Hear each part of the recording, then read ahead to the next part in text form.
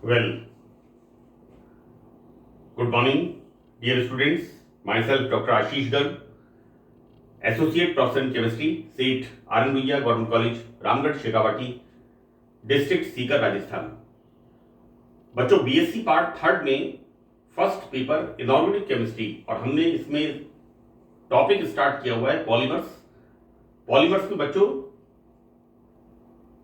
जो आपके सिलेबस में पाठ्यक्रम में जो टॉपिक्स हैं दैट इज सिलिकॉन्स एंड फॉस्फेजीन्स।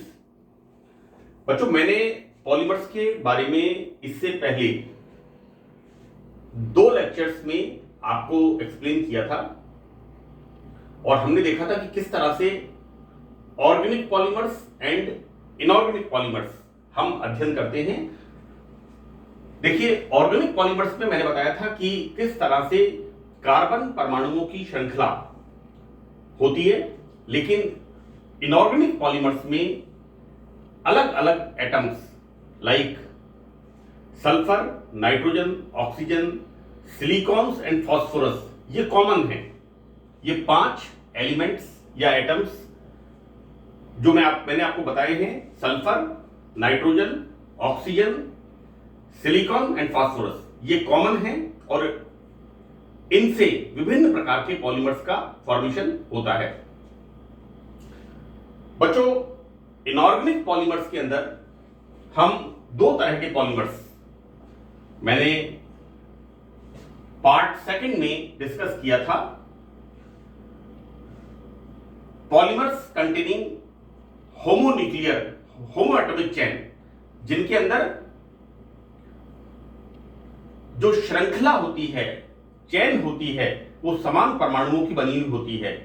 और दूसरे हमने डिस्कस किए थे पॉलीमर्स कंटेनिंग हेटेरोएटॉमिक चेन, जिनके अंदर विषम परमाणुओं की श्रृंखला होती है।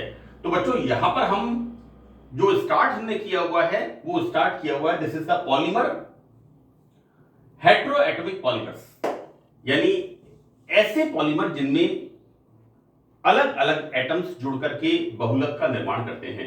तो देखिए बच्चों, मैंने इसमें आपको पहले एग्जांपल दिया था मर्क्यूरिक ऑक्साइड का, राइट, कि किस तरह से मरकरी और ऑक्सीजन आपस में जुड़ करके एक श्रृंखला का निर्माण करते हैं। बच्चों, यहां पर विषम परमाणविक बहुलक हेटेरोएटॉमिक पॉलीमर्स के अंदर मैंने इसमें दिस इज द बी और ए मैंने आपको बताया था लीनियर पॉलीमर, यानी एक रेखीय बहुलक। ये मैंने पार्ट सेकंड में डिस्कस किया था। नाउ वी स्टार्ट, इस लेक्चर में जो हमें पढ़ना है हम उसको अब शुरू करेंगे। तो देखिए यहां पर हम बच्चों देखिए दिस इज द द्विविमीय चद्दरनुमा बहुलक। बच्चों देखिए यहां पर होता क्या है कि इन पॉलीमर्स के अंदर 2 चेन्स आपस में जुड़ती हैं, राइट।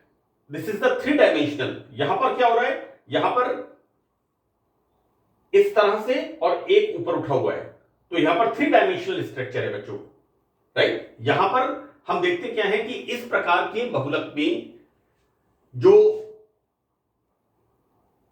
सेंट्रल एटम होता है पॉलीमर का, केंद्रीय एटम जो होता है, उसके परमाणु की कनेक्टिविटी 3 होती है। अब बच्चों देखिए 3 कनेक्टिविटी का मतलब हुआ यहां पर 13th ग्रुप एलिमेंट, और मैंने यहां पर एग्जांपल दिया है बोरिक ऑक्साइड का। यहां पर बोरोन 13th ग्रुप एलिमेंट है। तो बच्चों देखिए यहां पर इस प्रकार के पॉलीमर्स में जो मुख्य केंद्रीय परमाणु, इसके अंदर जो सेंट्रल एटम होता है, उसकी कनेक्टिविटी यहां पर बच्चों इसकी कनेक्टिविटी 3 होती है। ये परमाणु या तो आपस में जुड़ते हैं और या फिर इसके बीच में कोई विषम परमाणु। बच्चों विषम परमाणु ऑर्डिनरी सामान्यतः 3 होते हैं, सल्फर, नाइट्रोजन एंड ऑक्सीजन। लेकिन ये जो हम पढ़ रहे हैं द्विविमीय चद्दरनुमा बहुलक, इनके अंदर बच्चों 2 एटम्स को कनेक्ट करने वाला एक कॉमन एटम कौन सा है, ऑक्सीजन। तो बच्चों यहां पर ये इसके द्वारा जुड़कर एक द्विविमीय चद्दरनुमा संरचना, यहां पर इस तरह से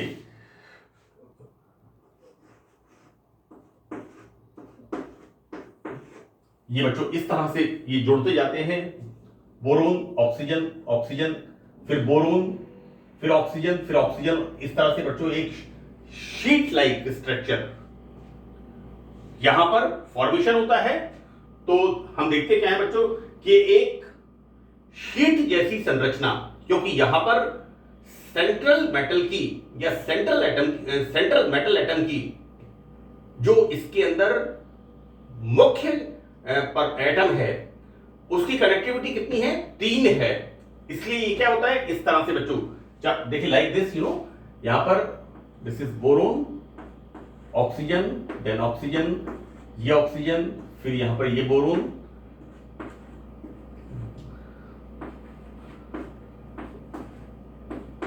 ये बच्चों इस तरह से एक चक्करनुमा संरचना बनती जाती है। यहां पर एग्जांपल बच्चों इसका है, this is the boric oxide, this is B2O3 whole N, right. जैसे मैंने बच्चों को बताया स्ट्रक्चर, यहां पर बोरोन की कनेक्टिविटी 3, 13th ग्रुप एलिमेंट, और यहां पर एग्जांपल हमारा होता है बोरिक ऑक्साइड। बच्चों this is whole N, number of units में BO3 units, see this is the BO3 unit. तो बच्चों ये BO3 यूनिट जो होती है ये परस्पर इस तरह से 2 बोरोन ऑक्सीजन के साथ, मैंने इसमें लिखा है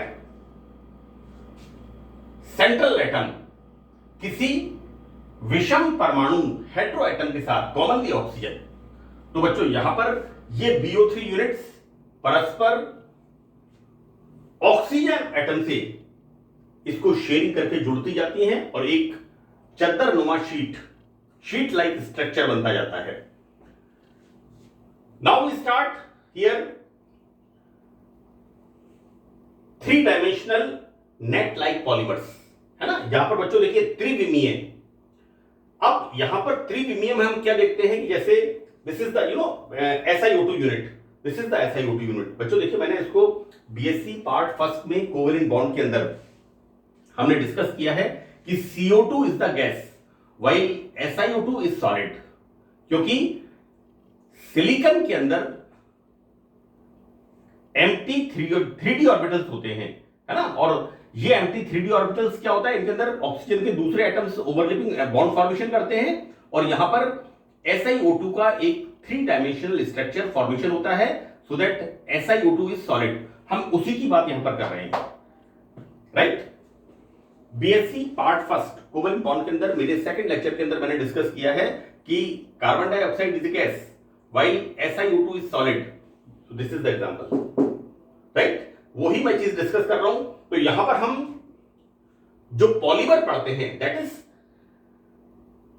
3 डायमेंशनल नेट लाइक पॉलीमर्स, यहां पर त्रिविमीय जाल युक्त संरचना। तो देखिए बच्चों यहां पर इन बहुलकों में केंद्रीय परमाणु की connectivity 4, right. This is the tetrahedral silicon like carbon. इस तरह से हम इसको इस तरह से बता सकते हैं, this is the tetrahedral structure, correct. तो इस तरह से बच्चों इसका फॉर्मेशन होता है। अब देखिए यहां पर ये जो सेंट्रल एटम होता है लाइक सिलिकॉन, जैसा मैंने आपको बताया इसकी कनेक्टिविटी कितनी होती है, 4। तो बच्चों चतुष्फलकीय आकार में केंद्रीय परमाणु सामान्यतः ऑक्सीजन एटम के साथ जुड़ के एक नेट लाइक स्ट्रक्चर जालनुमा संरचना बनाते हैं। और बच्चों यहां पर एग्जांपल है silica, this is the SiO2, right. और इसकी जालनुमा संरचना में टेट्राहेड्रल यूनिट्स परस्पर ऑक्सीजन एटम का साझा करते हैं। देखो बेटा यहां पर ये स्ट्रक्चर मैंने बड़ा क्लियर बताया है। इस स्ट्रक्चर के अंदर इस तरह से आप देखेंगे like this is the silicon, this is the silicon, और इस सिलिकॉन के साथ हम किस तरह से देखेंगे इसको, यहां पर 1 ऑक्सीजन, 2 ऑक्सीजन, 3 ऑक्सीजन, बच्चों 1, 2 एंड 3। और ये देखिए ये ऊपर की तरफ उठा हुआ है, ये नेक्स्ट सिलिकॉन के साथ ऐड हो जाएगा। इस तरह से यहां पर क्या हो जाएगा, एक नेट लाइक स्ट्रक्चर। मैं आपको एक चीज बता दूं बच्चों, हम जब अपने घरों के ऊपर छत डालते हैं रूफ फॉर्मेशन करते हैं तो उसमें हम सरिये का यूज करते हैं। तो सरिये को हम क्या करते हैं, आड़ा तिरछा घुसाते हैं और उसके ऊपर कंक्रीट डालते हैं, सीमेंट, रोड़ी, बजरी, whatever it is, that is silicon dioxide, right. तो बच्चों एग्जैक्टली वहां पर जैसे स्ट्रक्चर सरिये का होता है, यहां पर क्या होता है, सिलिकॉन, इसकी कनेक्टिविटी 4, और ये इसका स्ट्रक्चर कैसा होता है, टेट्राहेड्रल। तो बच्चों कोई नीचे की तरफ जा रहा है, कोई ऊपर की तरफ आ रहा है ना। तो इस तरह से SiO2 में एक 3 डायमेंशनल स्ट्रक्चर फॉर्मेशन होता है, और यहां पर SiO2, और बच्चों यहां पर देखिए इसका this is the tetrahedral units परस्पर ऑक्सीजन का सहभाजन करती हैं, और इसको बच्चों मैंने यहां पर शो किया है। ये डॉटेड लाइन क्या इंडिकेट कर रही है कि यहां पर ये ऑक्सीजन किसी दूसरे सिलिकॉन से जुड़ रहा है, इसी तरह से ये ऑक्सीजन किसी और सिलिकॉन से जुड़ रहा है, इसी तरह से बच्चों ये सब ऑक्सीजन 3 डायमेंशनल स्ट्रक्चर में दूसरी यूनिट्स के साथ जुड़ते जाते हैं। नाउ यहां पर हम देखते हैं बच्चों क्रॉस बॉन्ड पॉलीमर्स, क्रॉस बंध युक्त बहुलक।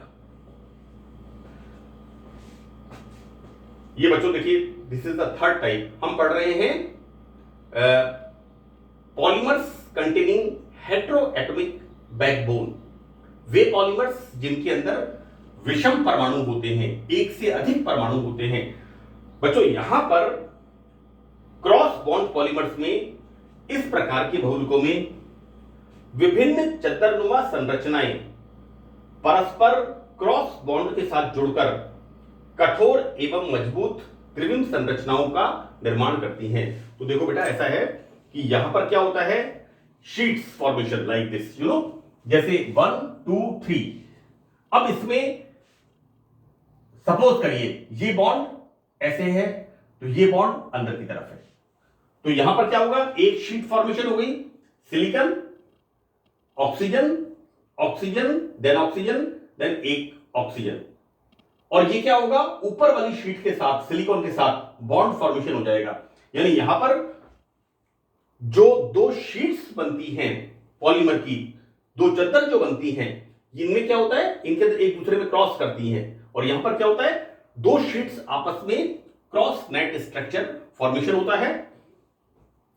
तो यहां पर बच्चों देखिए क्या होता है कि यहां पर 2 शीट लाइक स्ट्रक्चर आपस में क्रॉस बॉन्डिंग होती है, और बच्चों ये एक मजबूत 3 डायमेंशनल स्ट्रक्चर का निर्माण करते हैं। फॉर एग्जाम्पल, हमने बच्चों यहां एग्जाम्पल लिया है, this the phosphoric phosphoric acid का polymer, this is polyphosphoric acid, और बच्चों इसका सोडियम सिलिकेट है ना। तो यहां पर 2 एग्जाम्पल हमने लिए हैं, पॉलीफॉस्फोरिक एसिड और सोडियम सिलिकेट त्रिविमीय जालक का निर्माण करते हैं। सिलिकेट्स बच्चों आप लोगों ने बीएससी पार्ट फर्स्ट के अंदर आपने अध्ययन किया है कार्बन एंड सिलिकॉन्स का, है ना, ये उन्हीं सिलिकॉन्स की अपन बात कर रहे हैं।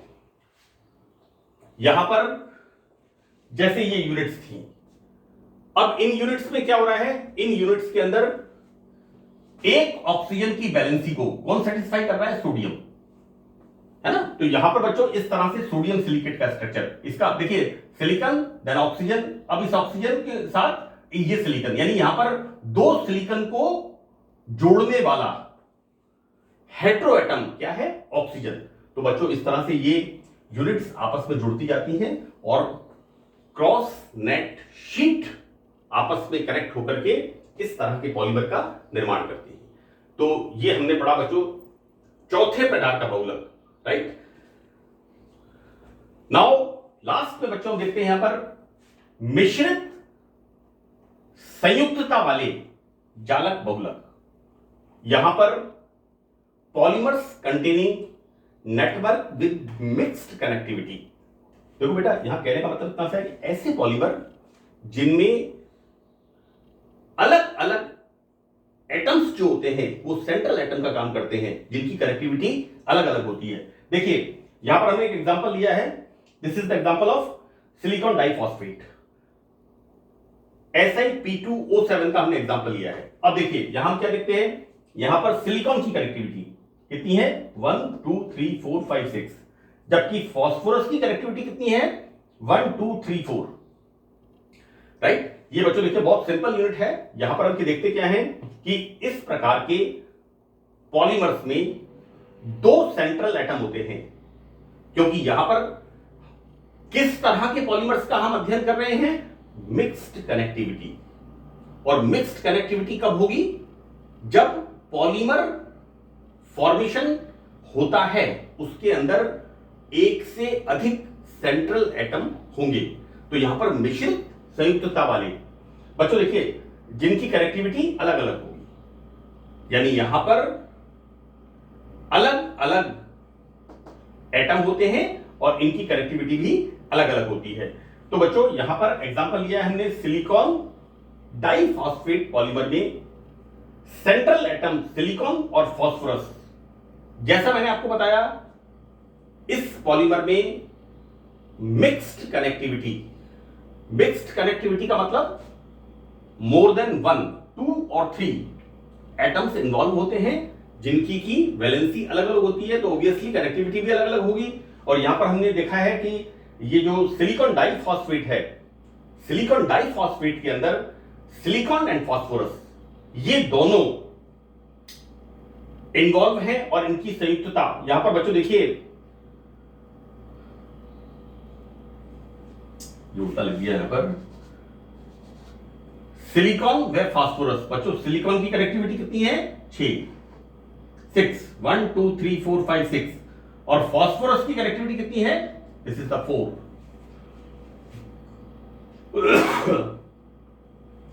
बच्चों देखिए कि प्रत्येक सिलिकॉन एटम 6 ऑक्सीजन एटम के साथ सी 1 2 3 4 5 6 और प्रत्येक फास्फोरस 4 ऑक्सीजन एटम के साथ यहां पर कनेक्ट होता है। देखो बच्चों ये जो मैंने आपको बताया है ये तो क्लियर है कि सिलिकॉन 6 ऑक्सीजन से कनेक्ट है और फास्फोरस 4 ऑक्सीजन से कनेक्ट है, ठीक है। अब मैं आपको इस स्ट्रक्चर को लिखने का तरीका बता देता हूं। देखो बेटा ऐसा है, आपको ध्यान क्या रखना है, इसमें प्रत्येक सिलिकॉन के बीच में 2 फास्फोरस हैं, राइट। और यहां पर फास्फोरस की कनेक्टिविटी कितनी है, 4, किसके साथ, ऑक्सीजन के साथ। और सिलिकॉन की कनेक्टिविटी कितनी है, 6।